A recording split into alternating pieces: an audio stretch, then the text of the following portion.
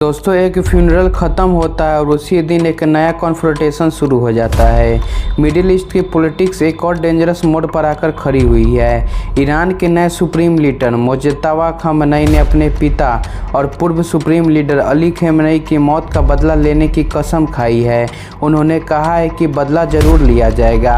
और दूसरी तरफ डोनाल्ड ट्रंप ने भी एक सख्त वार्निंग दी है। उनका कहना है कि अगर अमेरिका या उनके खिलाफ किसी भी तरह का एस्केलेशन और अटेम्प्ट या जी कुछ होता है तो यूएस उसकी मिलिट्री रिस्पॉन्स करके पूरी चीज़ को तबाह कर देगी। तो सवाल ये है कि क्या ये सिर्फ पॉलिटिकल जियोपॉलिटिक्स चीज़ हो रही है या फिर ये मिडिल ईस्ट एक और बड़े मिलिट्री कॉन्फ्रंटेशन की तरफ बढ़ रहा है। आज की वीडियो में हम पूरे स्टेप बाय स्टेप समझेंगे। दोस्तों, सबसे पहले हम बात करेंगे कि एक रात में ऐसा क्या हो गया। सब कुछ तब शुरू हुआ जब अमेरिका ने ईरान के मिलिट्री टारगेट पर फ्रेश स्ट्राइक किए।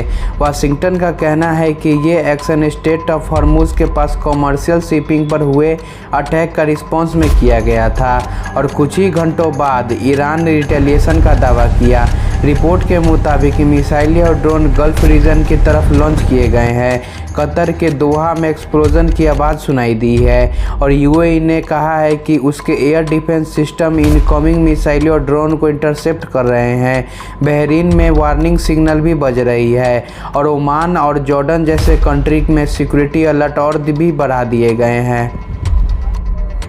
दोस्तों, अब बात करते हैं स्ट्रेट ऑफ हॉर्मुज इतना इम्पोर्टेंट क्यों है।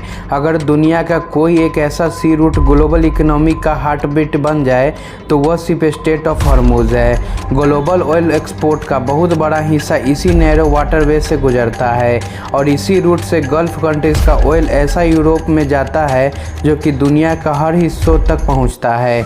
ईरान ने कहा है कि स्ट्रेट ऑफ हॉर्मुज को बंद किया जा रहा है, लेकिन मैरीटाइम एजेंसी और यूएस की तरफ से शिपिंग को चलने रखने के लिए बात की जा रही है और ग्राउंड सिचुएशन तेज़ी से बदल रही है।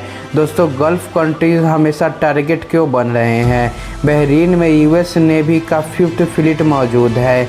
कतर में अमेरिका का अल दोहा एयरपोर्ट पर एयर बेसेस है और कुवैत यूएई में जॉर्डन भी इंटेलिजेंस सिक्योरिटी आर्किटेक्चर में इम्पोर्टेंट पार्टनर है। दोस्तों, गल्फ रीजन सिर्फ एक जियोपॉलिटिकल एरिया नहीं है, ये एक ज्योग्राफिकल एरिया नहीं है, ये दुनिया की एनर्जी सप्लाई का हार्ट है। Saudi Arabia, Qatar, Kuwait, Bahrain और यूएई ये सब मिलके ग्लोबल ऑयल और एलएनजी एक्सपोर्ट में मेजर रोल निभाते हैं और इसी रीजन के पास स्ट्रेट ऑफ हॉर्मुज है जहां से दुनिया का ऑयल एक्सपोर्ट यहीं से बड़ा हिस्सा गुजरता है। अगर यहाँ मिलिट्री टेंशन बढ़ती है तो उसका असर पूरे मिडिल ईस्ट तक नहीं पूरे दुनिया तक आ जाती है। दोस्तों, इसका असर ग्लोबल इकोनॉमी पर क्या हो सकता है। अगर कॉन्फ्लिक्ट और भी एस्केलेट होता है तो क्रूड ऑयल के प्राइसेस और तेज़ी से बढ़ जाएंगे। शिपिंग, इंश्योरेंस और फ्लाइट जो भी वहाँ से गुजरती हैं उन पे और रिस्ट्रिक्शन लग जाएंगे। ग्लोबल इन्फ्लेशन पर प्रेशर बढ़ जाएगा और स्टॉक मार्केट काफ़ी ऊपर नीचे हो जाएगा, जिसके वजह से काफ़ी इन्वेस्टर और गवर्नमेंट दोनों को क्राइसिस का सामना करना पड़ेगा।